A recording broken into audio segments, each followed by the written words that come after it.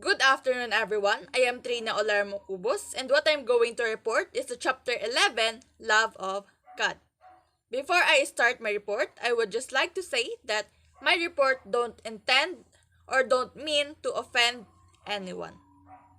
So we will first know what is the meaning of religion.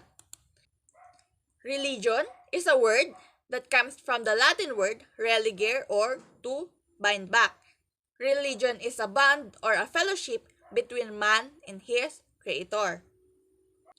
Subjectively, religion is the habit inclining a person to render worship the supreme being. In this sense, man is said to be religious by nature because he feels himself duty-bound to revere and adore God. On the other hand, objectively, religion is a system of beliefs, rituals, moral practices, and laws pertaining to the divine worship of God.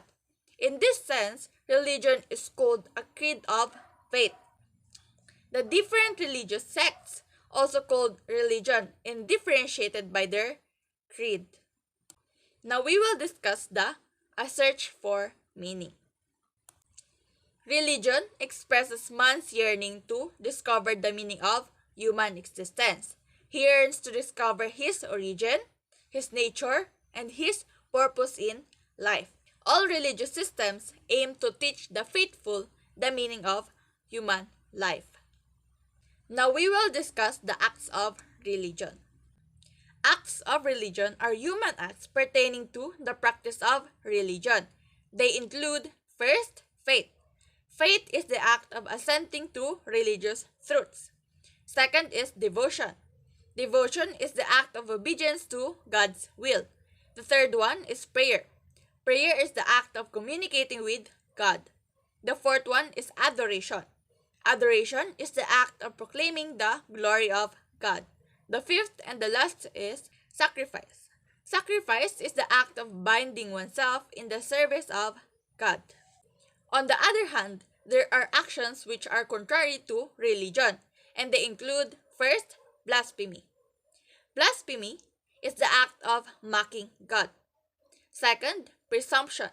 Presumption is the act of believing that God, being all-loving, does not punish evil. The third is fanaticism. Fanaticism is excessive subservience to one's faith. The fourth is sacrilege. Sacrilege is the act of desecrating sacred objects. Fifth is idolatry. Idolatry is the worship of creatures other than God. Now we will discuss the worship of God. An act of religion is a worship of God. The worship of God is the proclamation of the glory of God, acknowledging God's dominion over the created universe. In worship, the faithful elevates his mind and heart to God in reverence. The highest goal of man, says Bernard Haring. The noblest of his actions is the recognition of the hallowing of God's name, in thought and in deed in the world. The worship is internal when it consists of the acts of the intellect, such as in praying or in affirming one's faith. On the other hand, it is external when it involves bodily actions expressing homage to God, such as attending religious services or rendering charitable acts. In order to be meritorious, external worship should come from the heart, an act of internal worship. Being inside the church, fasting, praying, or giving charity do not constitute an act of worship unless they are done to adore God. Worship is private when it's done by a person alone and by his own initiative, while worship is public when it is done by a group of believers as a communal manifestation of faith. Religious services are public worship. Now, for my reflection. The text below is based on my own perspective and opinion. I don't mean to offend anyone. Again, my reflection is based on my own perspective and opinion. I don't mean or I don't have any intention to offend anyone. So, we have different religions, but I believe that there is only one God, our Creator, Savior, Protector, Guidance, and Father. It is not a religion that will save us. It is our faith.